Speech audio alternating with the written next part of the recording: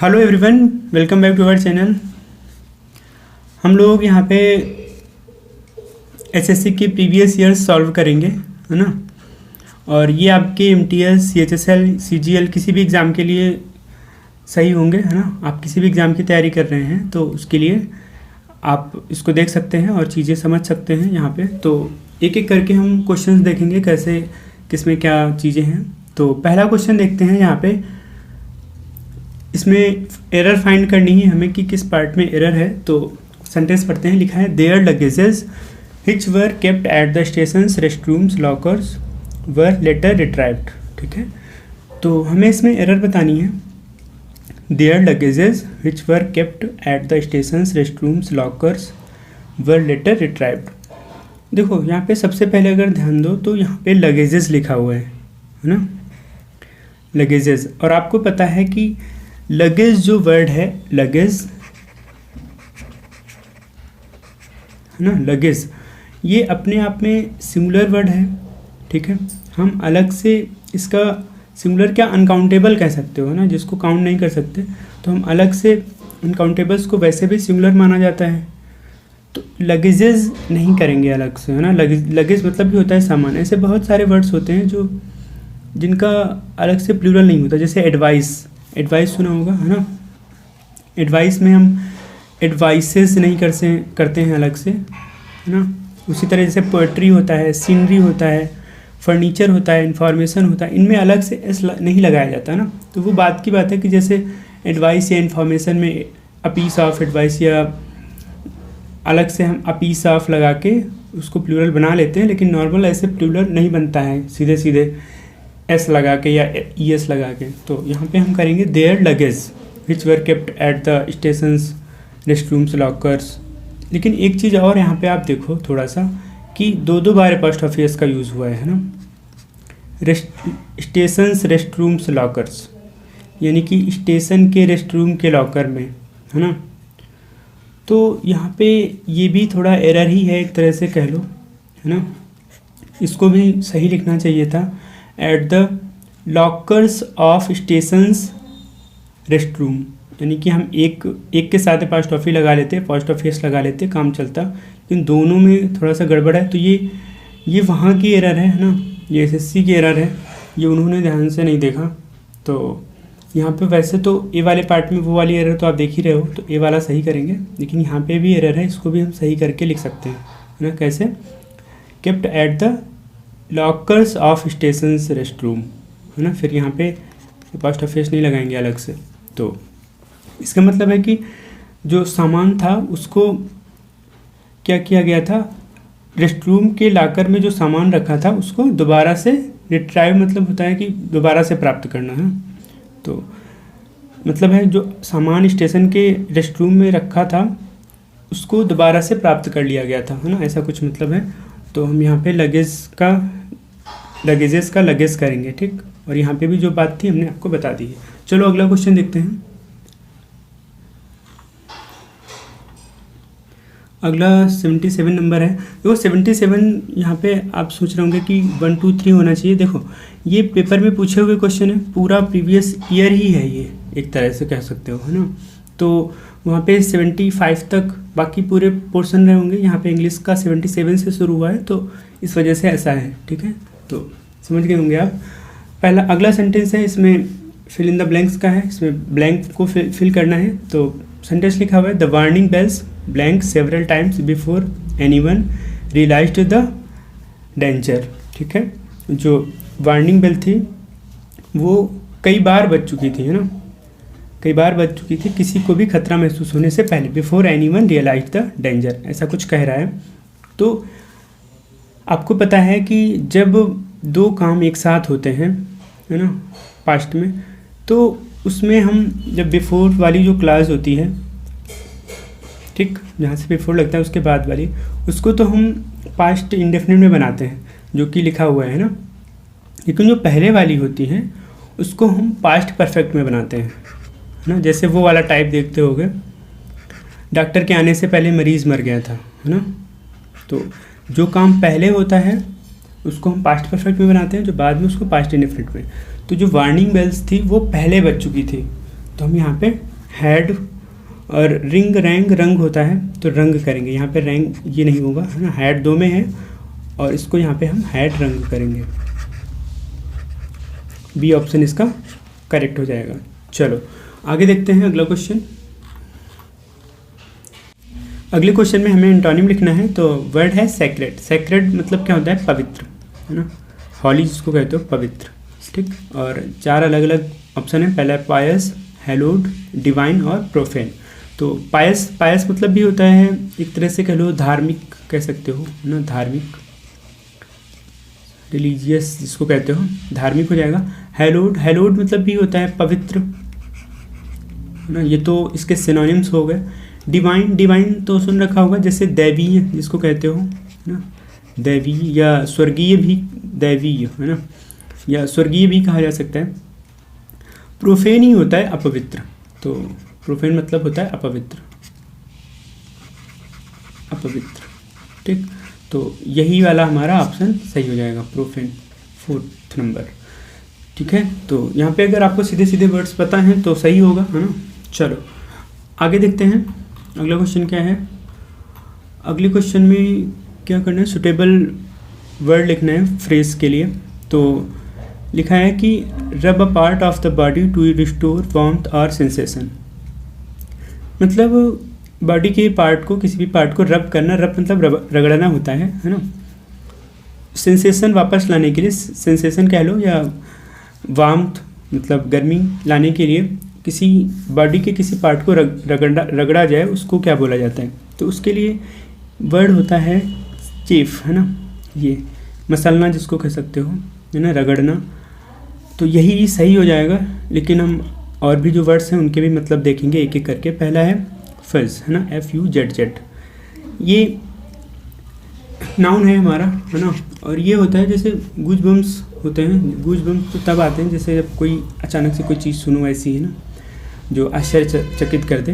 लेकिन ये रोए होते हैं, एक सॉफ्ट रोए कह लो उनको हिंदी में, सॉफ्ट हेयर होते हैं बॉडी के पार्ट्स के, उनको फिज बोला जाता है। अगला है स्कम, है ना, स्कम, इसका मतलब होता है जैसे कह सकते हो बिल्कुल नीचे वाला कुछ भी भाग, जैसे मान लो पानी भरा हुआ है कहीं पे, है ना, उसके नीचे वाला जो भाग हुआ तलछट वाला। या फिर व्यक्तियों के लिए भी यूज़ होता है, जैसे गिरा हुआ आदमी, है ना, बेकार आदमी, उसके लिए भी यूज़ होता है ये, है ना। देखो कई किसी भी वर्ड के बहुत सारे अलग अलग मीनिंग होते हैं, तो केवल एक मीनिंग नहीं होता है किसी का। तो जैसे इसका बताया गिरा हुआ आदमी वाले सेंस में भी हो सकता है ना, या फिर बेकार, कुछ भी बेकार, मैला टाइप का, है ना, उसके लिए भी यूज़ होता है। अगला है ऑब्लिक, है ना, ऑब्लिक मतलब होता है अप्रत्यक्ष, अप्रत्यक्ष, जो एक्सप्रेस जिसको ना किया गया हो, नॉट एक्सप्रेस्ड कह सकते हो, है ना। तो अगला क्वेश्चन देखते हैं, इसका आंसर था सेकंड ऑप्शन। चलो अगला देखते हैं। अगला क्वेश्चन है 80 नंबर में, लिखा है human beings are social animals. इसमें क्या करना है, इम्प्रूव करना है, हाँ, इस पार्ट को इम्प्रूव करना है। और ऑप्शन शायद इसके नीचे चले गए हैं, है ना। चलो ऑप्शन इसके नीचे हैं।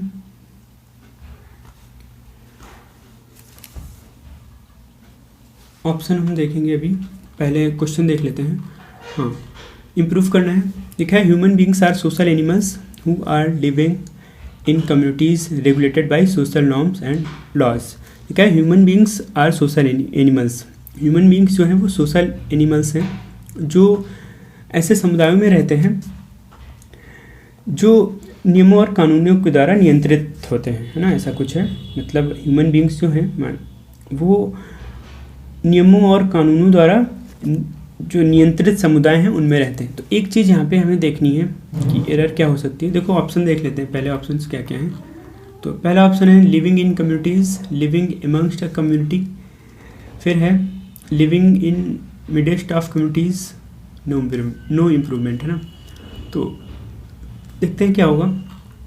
देखो कई लोगों को लग रहा होगा शायद ये सही है ना, यहाँ पे कोई गलती नहीं है, लेकिन नहीं, यहाँ पे गलती है। समझेंगे क्या है। देखो जो यहाँ पे ये हु आया है, हु, ठीक है, तो हु किसके लिए आया है, हु किसके लिए आया है। अगर हु आप सोचेंगे कि सोशल एनिमल्स के लिए आया है, तो ऐसा बिल्कुल नहीं है ना, क्योंकि हु जो प्रोनाउन है, रिलेटिव प्रोनाउन, उसका एंटेसिडेंट क्या है, social animals.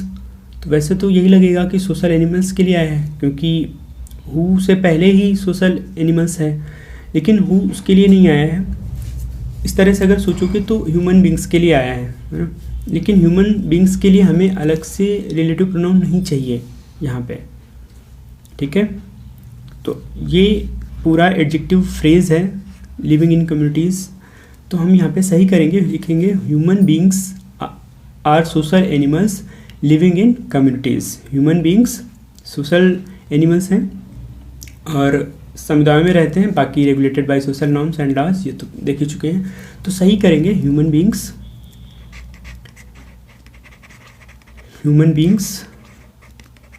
Are social animals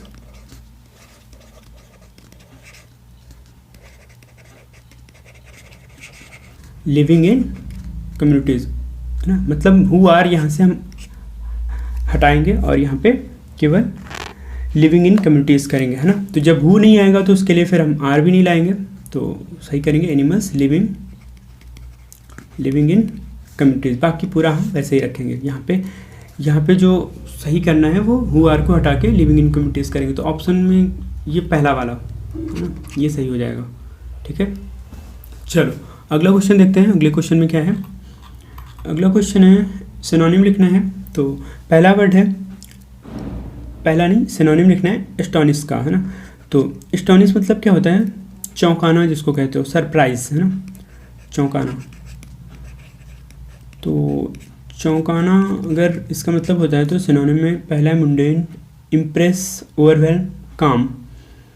तो क्या करेंगे, एक एक को देखेंगे क्या क्या होता है। पहला वर्ड ये है जो मुंडेन, इसका मतलब होता है एक तरह से कह लो बोरिंग, डल, है ना, नीरस, ठीक। अगर आपको चीज़ें पता है तो आप कमेंट कर सकते हैं, है ना, किसका क्या मतलब होता है। अगला है इम्प्रेस, एक वर्ड होता है इम्परर, सुना है, इम्परर समझते हैं आप, सम्राट जिसको कहते हो, उसी का ये फेमिनिन जेंडर है ना। ये मैस्कुलिन होता है, ये फेमिनिन है, ये मेल है, ये फीमेल है, वही, है ना। हिंदी में इसको कह सकते हो जैसे महारानी इम्प्रेस, है ना। तो ये तो महारानी हो गया, इसका मतलब इससे तो रिलेटेड है नहीं बिल्कुल भी। अगला है ओवरवेल्म, है ना। ओवरवेल्म का मतलब क्या होता है, इसको अभिभूत कहते हो, है ना। तो अभिभूत इसका मतलब कर लेंगे ये भी, लेकिन इसका बिल्कुल एग्जैक्ट तो नहीं लग रहा है, लेकिन अगले वाले को देखते हैं उसका क्या मतलब है, अभिभूत, है ना। अगला है काम मतलब होता है शांत, है ना, सबको पता है आपको। तो सबसे सही ऑप्शन क्या लग रहा है इसमें, देखो ये तो बिल्कुल नहीं होगा, चौंकाने का ये भी बिल्कुल नहीं होगा, काम और अभी ये ओवरवेल्म, है ना, ओवरवेल्म। तो इसमें ओवरवेल्म ज़्यादा सही है ना, क्योंकि चौंकाने से शांत का कोई इतना अच्छा कनेक्शन दिख नहीं रहा है। चौंकाना और अभिभूत मतलब समझ रहे हो, मतलब जैसे किसी को इम्प्रेस कर देना, एक वो वाला इम्प्रेस। देखो जो वो वाला इम्प्रेस होता है, किसी को इम्प्रेस करने वाला, वो आई से होता है इम्प्रेस, है ना, या ओवरकम कह सकते हो। तो यही वाला फिर ऑप्शन सही करेंगे हम, थर्ड ऑप्शन, और बाकी गलत हो जाएंगे। चलो अगला क्वेश्चन देखते हैं। अगला है 82 नंबर। इसमें क्या करना है, हाँ ऑप्शन भरना है। तो देखते हैं क्या लिखा है, ब्लैंक फिल करना है। पहला है क्वेश्चन लिखा है, I never go shopping on weekends as on those days the malls are blank of people. I never go shopping on weekends मतलब मैं वीकेंड्स पे शॉपिंग के लिए कभी नहीं जाता हूँ। द मॉल्स आर, ऑप्शन है फुल, बिजी, क्राउडेड, पैक्ड।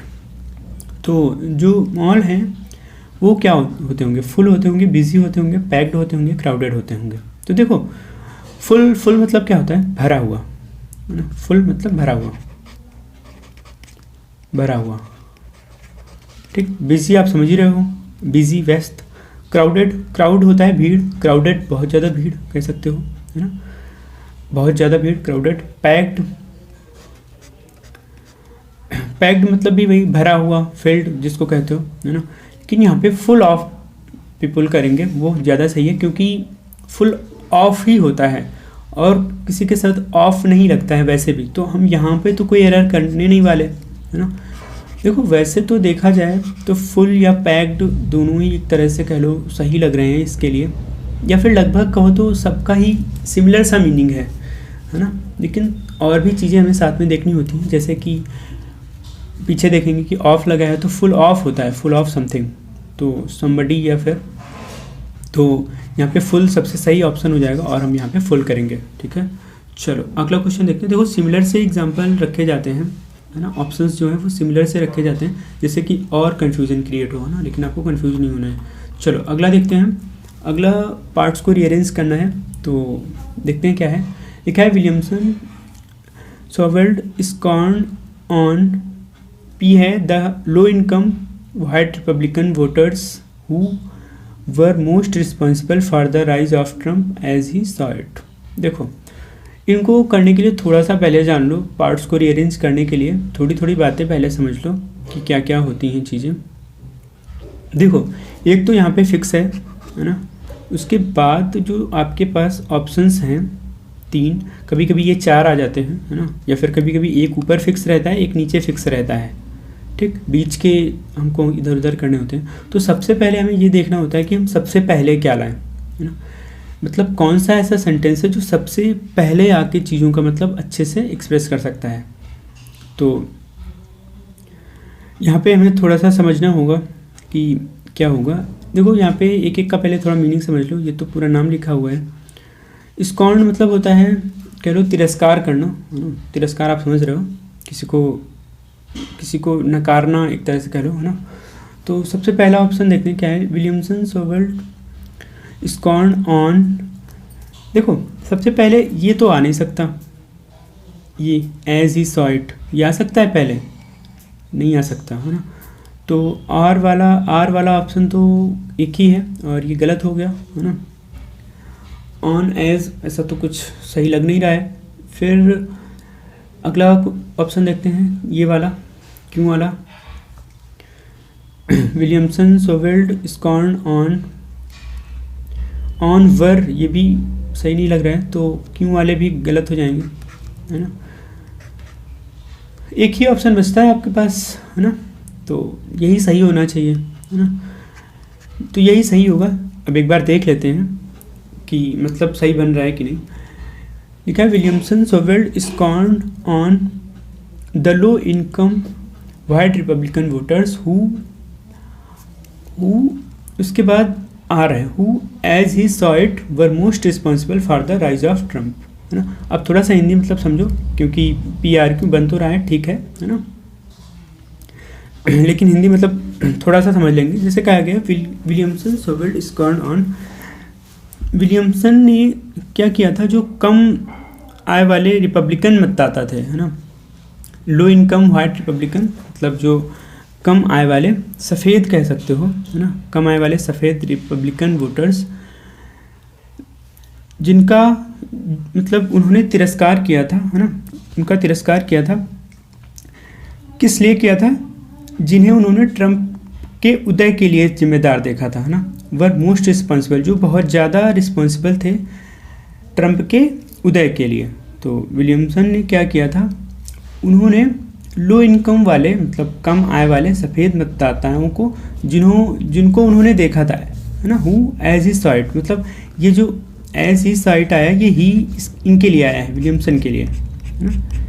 तो ठीक लग रहा है, इसका मतलब पूरा ये हो जाएगा कि विलियमसन ने कम आय वाले सफ़ेद रिपब्लिकन मतदाताओं को जिनको उन्होंने देखा था, जिनको उन्होंने ट्रम्प के उदय के लिए जिम्मेदार देखा था, उनका तिरस्कार किया था, है ना।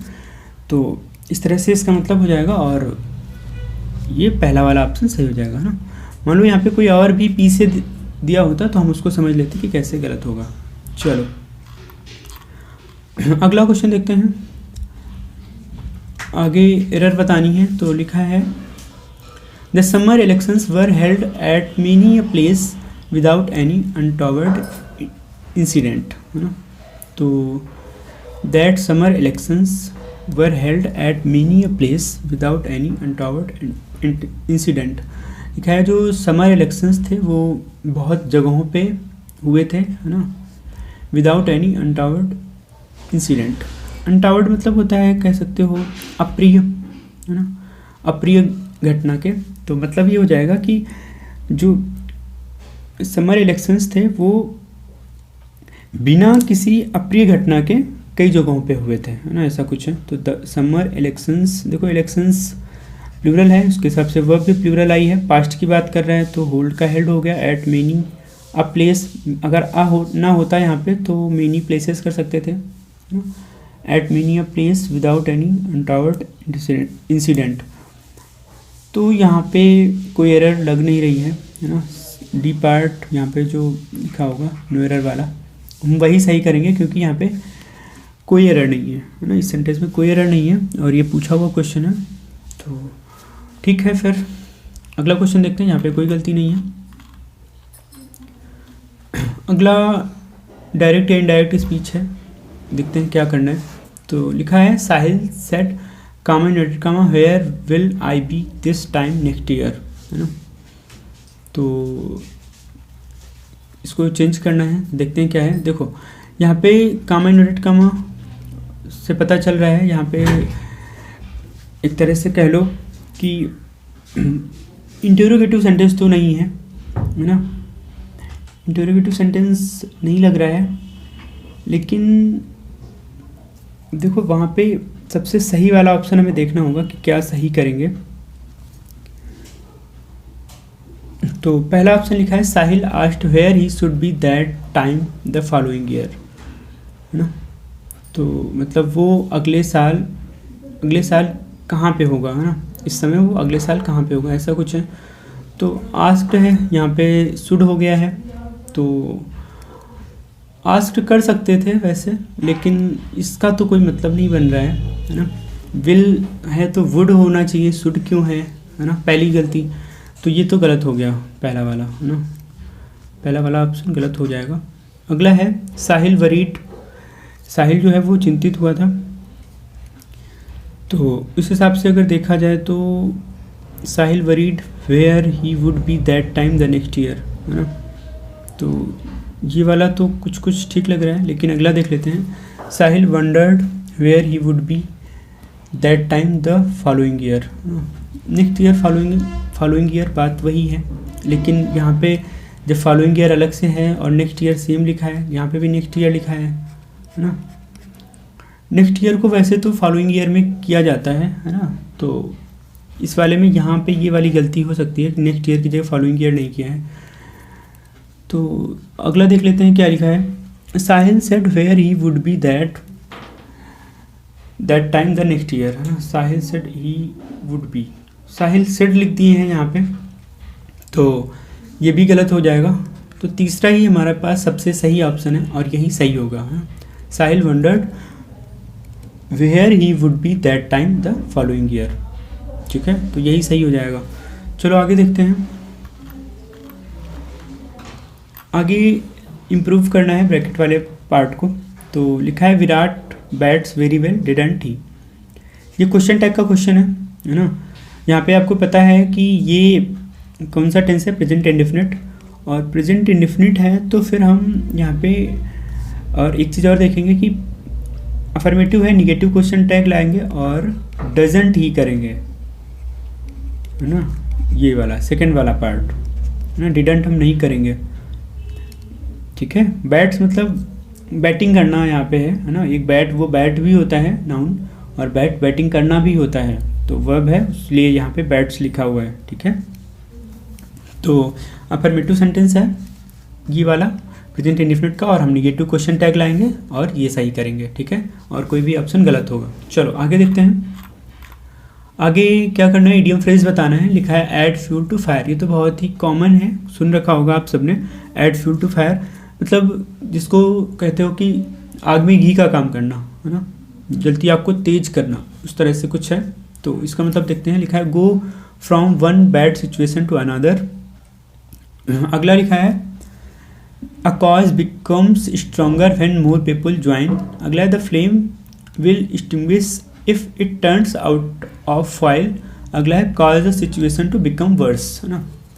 तो इसमें ये है a cause becomes stronger when more people join. ये तो बिल्कुल भी सही नहीं लग रहा है ना कि जब ज़्यादा लोग ज्वाइन करें तो वो और स्ट्रांग हो जाए कारण, ऐसा कुछ नहीं लग रहा है। ये पहला वाला देखो लिखा है go from one bad situation to another, मतलब एक बैड सिचुएशन से दूसरी बैड सिचुएशन में जाना, ऐसा तो बिल्कुल भी नहीं होता है। Cause a situation to become worse, है ना। बैड होता है बैड बैड, वर्स वर्स्ट होता है, मतलब बुरा, बहुत और ज़्यादा बुरा और सबसे बुरा, है ना। तो यहाँ पे लिखा है कॉज अ सिचुएशन, मतलब एक ऐसी सिचुएशन जो और ज़्यादा ख़राब हो, है ना। तो यही सही हो जाएगा, सबसे सही ऑप्शन यही है, चौथा वाला। ऐड फ्यूल टू फायर में सबसे सही यही ऑप्शन है, तो यही सही करेंगे, ठीक है, चौथा वाला। चलो आगे देखते हैं। आगे एंटोनिम लिखना है, तो वर्ड है आउटलैंडिश, है ना। आउटलैंडिश का मतलब क्या होता है? एक तरह से कह लो स्ट्रेंज जिसको कहते हो, है ना, विचित्र मतलब होता है। देखो जब तक आपको इसका मतलब नहीं पता होगा तब तक आप ऑप्शन नहीं देख सकते, है ना, कोई मतलब नहीं बनता, क्योंकि यहाँ पे कुछ भी लिखा हो अगर आपको इसका मतलब नहीं पता है तो ऑप्शन से नहीं हो पाएगा ना। तो इसका मतलब आउटलैंडिश का मतलब होता है विचित्र, स्ट्रेंज जिसको कह लो अजीब सा। तो पहला है ड्रोल, काइनी, कॉमन, ग्रोटेस्क, है ना। तो एक एक का मतलब देखेंगे। ड्रॉल मतलब होता है कह लो फनी जिसको कहते हो, है ना, फनी हो जाएगा, फनी, है ना, काफ़ी ज़्यादा मजाकिया टाइप का फनी। अगला है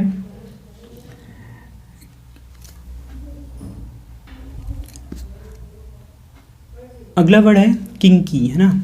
किंकी मतलब क्या होता है? किंकी मतलब ये होता है विचित्र कह सकते हो, है ना, विचित्र, अजीब। ये तो एक तरह से कह लो इसका सिनोनिम हो गया, है ना, सिनोनिम ही हो गया। कॉमन तो आप सबको पता है साधारण, है ना, साधारण। एक अगला है ग्रोटेस्क मतलब क्या होता है? एक तरह से कह लो विकृत, बेकार, है ना, अजीब सा, असाधारण कह सकते हो, है ना। तो इसका मतलब बता दिया विकृत, है ना, विकृत, खराब। इसका जो एंटोनिम सही हो जाएगा सबसे सही, वो तो कॉमन सही है ना। विचित्र का जो एंटोनिम अगर समझो तो साधारण ही होगा, तो यही सही हो जाएगा, बाकी सारे गलत हो जाएंगे। अगला देखो, अगला वॉइस चेंज करना है ना। काफ़ी बड़ा सा सेंटेंस दिख रहा है देखने में, चलो देखते हैं। लिखा है the Marathas surrender their fort to the Mughals after the war. तो ये किस में लग रहा है सेंटेंस? पास्ट में, पास्ट इंडेफिनिट में। और पास्ट इंडेफिनिट में आपको पता है कि हम वाज वर्ड लगाते हैं वॉइस चेंज करने के लिए। तो पहला है after the war the Marathas had to surrender. Had to surrender कोई मतलब नहीं बन रहा है इसका, है ना। लिखा है the Mughals after the war took the fort surrendered by the Marathas. ये भी सही नहीं लग रहा है। अगला देखते हैं। Their fort was surrendered by the Marathas to the Mughals after the war, है ना, मतलब उनका जो फोर्ट था वो मराठाज के द्वारा सरेंडर किया गया था आफ्टर द वार, है ना। तो ये सही लग रहा है थोड़ा। चलो अगला देखते हैं। अगला क्या लिखा है? The Marathas after the war surrendered their fort to the Mughals. इसका मतलब ये है कि देखो यहाँ पे जो लिखा है द मराठाज ने सरेंडर किया था अपना फोर्ट, है ना, मुगल्स को, ठीक है, टू द मुगल्स। हाँ, लेकिन जब यहाँ देखो the Marathas after the war surrendered their fort to the Mughals, है ना, तो यहाँ पे वर्ब तो आई ही नहीं, है ना, ये तो पास्ट इंडेफिनिट में ही लिख दिए हैं। तो यहाँ पे देखो their fort was surrendered by the Marathas to the Mughals after the war, यही सबसे सही ऑप्शन हो जाएगा, है ना। पास्ट इंडेफिनिट में था और हमें वाज वर्ड लगाना था, तो यही सही हो जाएगा। चलो अगला देखते हैं। अगला करेक्ट स्पेलिंग बतानी है, ठीक है। फेमिनिज्म एक्सेस परम्यूटेड वोकल्स ना, ऐसा कुछ अलग अलग वर्ड लिखे हैं, तो एक एक को देखेंगे। फेमिनिज्म होता है ना, फेमिनिज्म लिख दिए हैं, फेमिनिज्म FEMINISM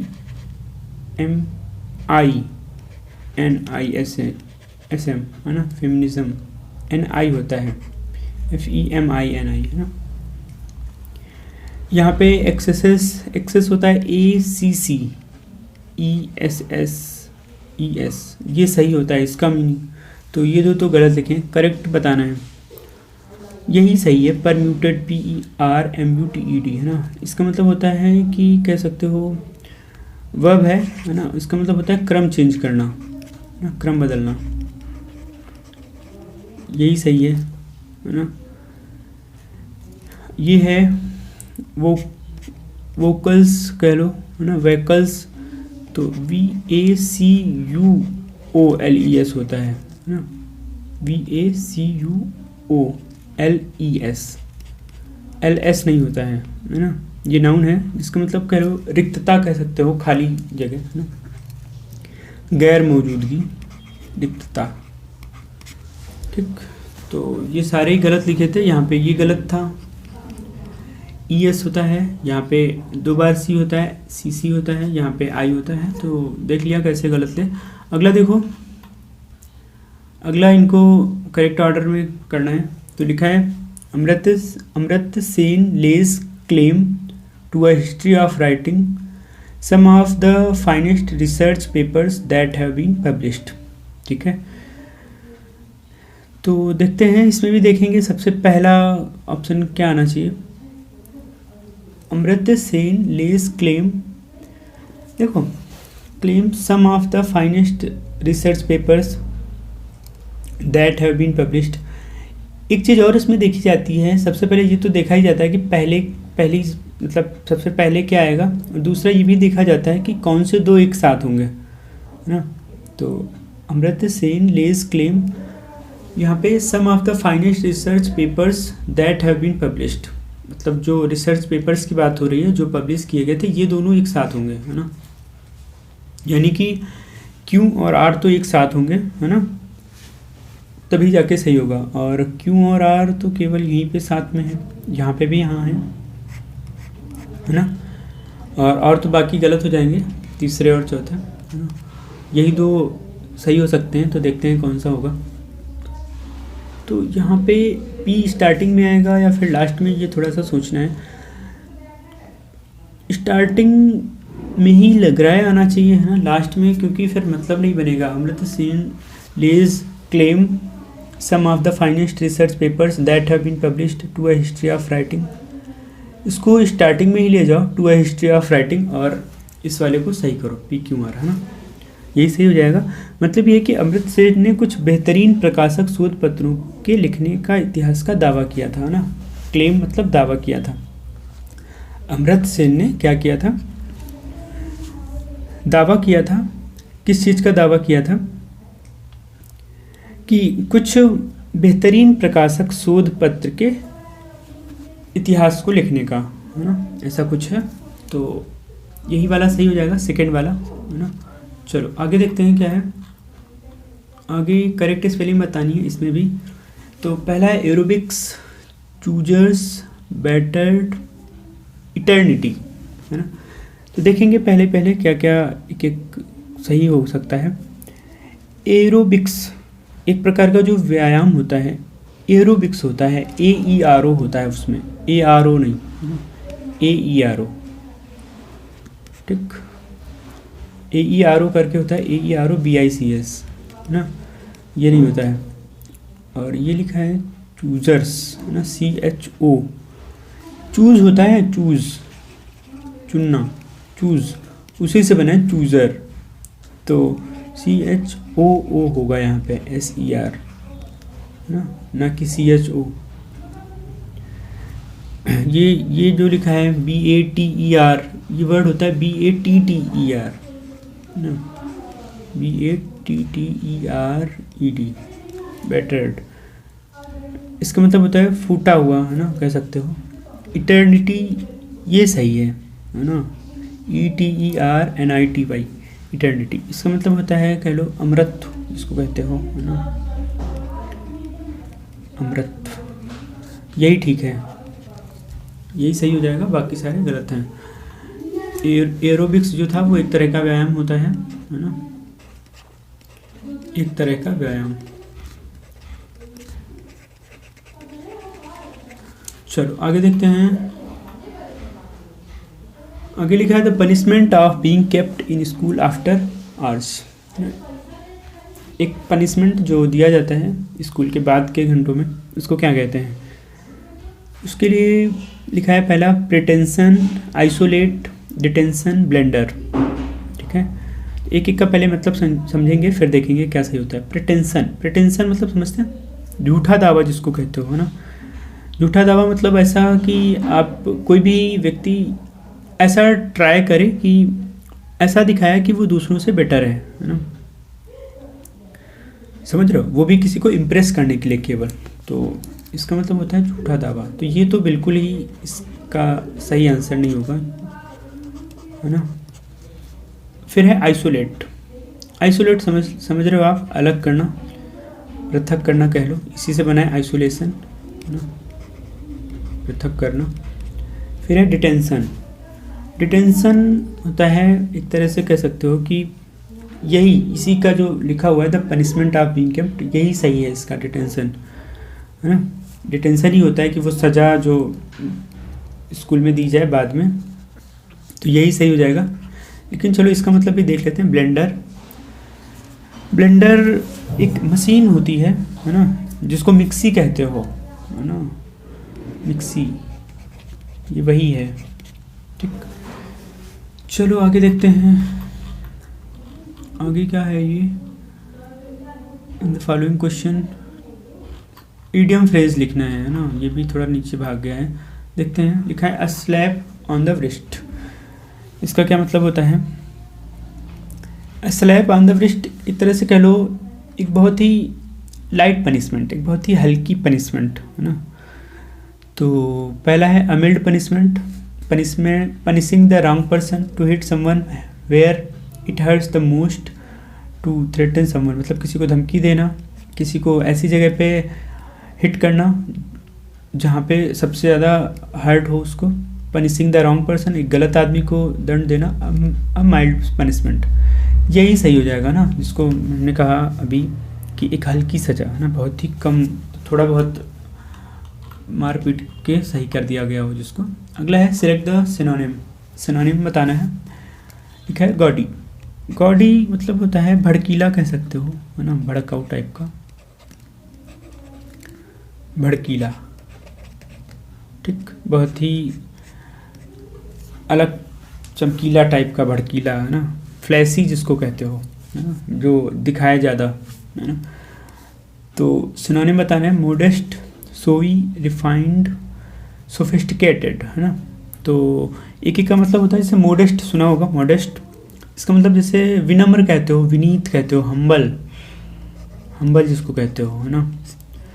सोई, सो से बना है ये भी वही है। हाँ, सिनोनिम फिर यही सही हो जाएगा, सोई, है ना, दिखावटी टाइप का कह सकते हो। नुमाइशी, जो नुमाइश करे चीज़ों को, सो ज़्यादा करे, वही सही हो जाएगा, यही है ना। रिफाइंड भी, क्योंकि रिफाइंड मतलब भी एक तरह से कह लो सभ्य, या फिर जिसको कहते हो पॉलिश्ड फॉर्म में चीज़ें, है ना, सभ्य, ये उस वाले सेंस में अगर लोगों के लिए यूज़ हो रहा है तो सभ्य वाले सेंस में यूज़ हो जाएगा, ये पॉलिश्ड होता है। सोफिस्टिकेटेड, इसका मतलब तो पता ही आपको, है ना, परिष्कृत कह सकते हो, या फिर स्टाइलिश मतलब समझ रहे हो आप, है ना। तो स्टाइलिश इसका मतलब हो जाएगा यहाँ पे सही, लेकिन ये वाला हो जाएगा, है ना, सुई। तो आ गया होगा आपको समझ में, काफ़ी सारी चीज़ें नई मिली होंगी इस वीडियो में। तो चलो फिर इस वीडियो के लिए यहीं रखते हैं, आगे का सेट हम अगले वाले वीडियो में देखेंगे। Thank you.